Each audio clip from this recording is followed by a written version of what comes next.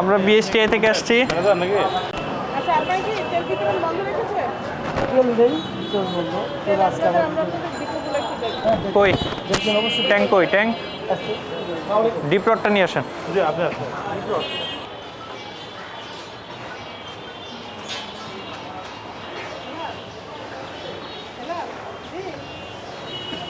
বই নিয়ে আসেন, পেস্ট নিয়ে আসেন, দেখি। কই, এটা তো মেয়াদ শেষ আপনার। দেখেন না, 21 ফেব্রুয়ারি মাসে মেয়াদ শেষ। শুনে ইয়েটা দেখে আসেন তো ঠিক আছে নাকি। ভেরিফিকেশন সার্টিফিকেটটা নিয়ে আসেন, বাৎসরিক স্ট্যাম্পিং এর।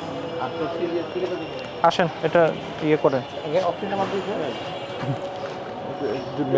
5 বছর থাকে, 21 সালে হয়েছে। এই যে এই ডেট আছে, এখান থেকে 5 বছর।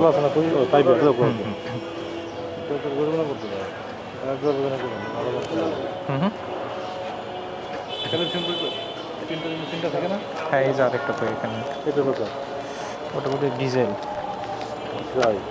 এখানে আবার একটা ইয়েও লিখে রাখছে।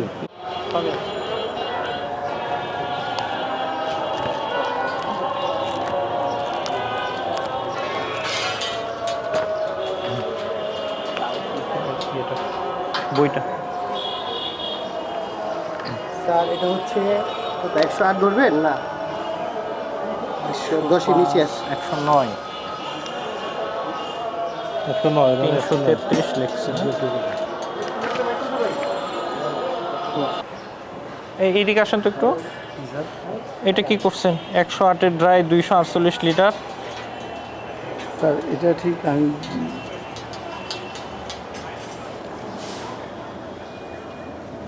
দেখে হচ্ছে না ম্যাডাম এই যে আপনার এখানে হচ্ছে 110 এখানে 116 এখানে স্যার 100 105 6 হ্যাঁ ম্যাডাম এখানে 8 ধরে নাকি 7।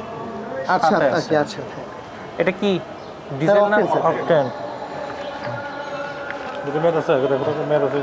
মেয়াদ নেই। আপনাদের প্রতিষ্ঠান messrs QJ Samdani and co, Victoria Park, Dhaka.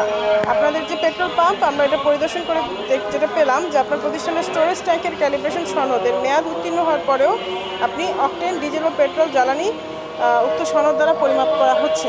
মানে আপনার এই ক্যালিব্রেশন সার্টিফিকেটটি এটা আপডেটেড নাই, এটা নতুন করে আপডেট করতে হবে বিএসটির মাধ্যমে। এটা একটা অপরাধ। আপনি অপরাধটি স্বীকার করছেন তো?